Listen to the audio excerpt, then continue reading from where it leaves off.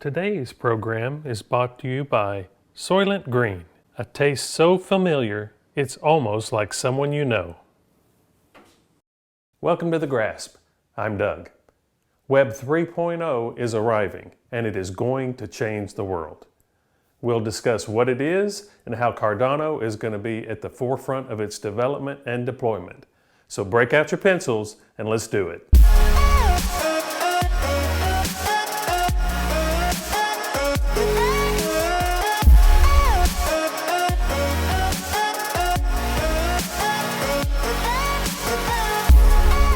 Venture capital has been flowing into the crypto space at a breakneck pace, reaching over $27 billion in 2021 alone.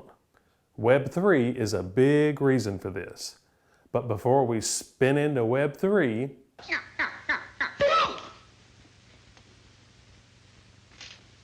we need to cover what Web 1 and 2 are. From the first connected computer systems way back in the 60s on the DARPANET, all the way through the static websites of the 90s, these are all classified as Web 1. Web 1 simply means static, read-only displays of information, a place where you can go and get data, but they are not interactive. An example of this, common to everyone, is Wikipedia. Wikipedia is a place where you can go and get information, but you don't interact with that information. You just select a topic and read what's written there. Web 2 is the version of the internet we're all familiar with and you're using today. You are watching this video on YouTube, which is an example of Web 2 technology. In Web 2, web pages became interactive, dynamic, allowing two-way communication. This opened the door to global trade and e-commerce with websites like Amazon. It opened up indexing of the internet via companies like Google. It also allowed dynamic interactions via social networks like Facebook.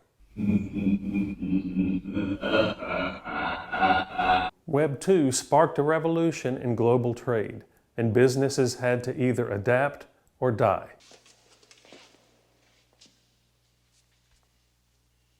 Put them in the Iron Maiden. Iron Maiden? Excellent! Execute them. Bogus. However, despite these great revolutionary technologies, Web 2 has some serious flaws. Most of these revolve around centralization and control. Silence! That was just a show for the public. We are the true rulers of this planet. Since the release of Apple's iPhone in 2007, a handful of companies have aggressively asserted control over the internet. This truth is so obvious that I don't even need to mention their names and you know exactly who they are. The primary business model of these companies is the sale of your and my personal information to third parties for massive amounts of money in exchange for using their platforms for free. Whoa.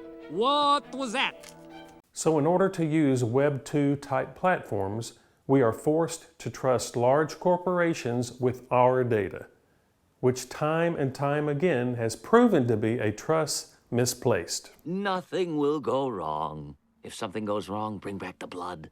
Also, because this data is stored in a centralized data center, it's a single point of failure, a point which was painfully demonstrated recently with the Amazon Web Services failure along the East Coast. Everybody got that? Good. So while Web 2 brought a lot of positive changes, it revealed some serious flaws, namely centralization and control. So naturally, decentralization is a central tenet of Web 3. Good news, everyone. While Web 2 technology gave an obvious facelift to the front end of the web, a lot of the work for Web 3 is happening on the backside behind the scenes. But it is critically important. Had better be something very special. While there are many different ideas of what Web 3 will look like, Everyone agrees that the central hub of the entire thing is decentralization. It ends our reliance on a handful of tech giants and reduces their control over the internet. Really? That would be great. The big question then is, how exactly will Web3 disrupt society? Well, the first thing would be security and convenience. You will no longer have to have separate login credentials for each website or platform. All of it will be tied to blockchain identity so that any application or platform that has access to the network will have access to your credentials. This prevents us from having to hand over any sensitive or personal data that we choose not to.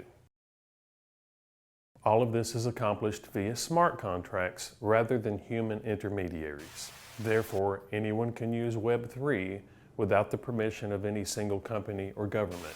As this matures and develops, it'll prevent any single company from having say over who gets to use what internet services and under what conditions.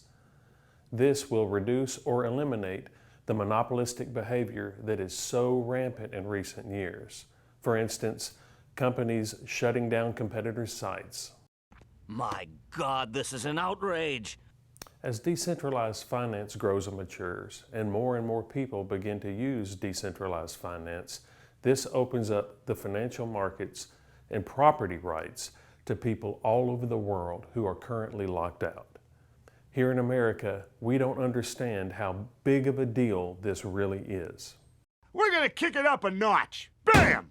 This gives people in Africa and other areas of the world access to financial markets without the permission of a bank or a company. Thirdly, in Web3, all of your data is under your control.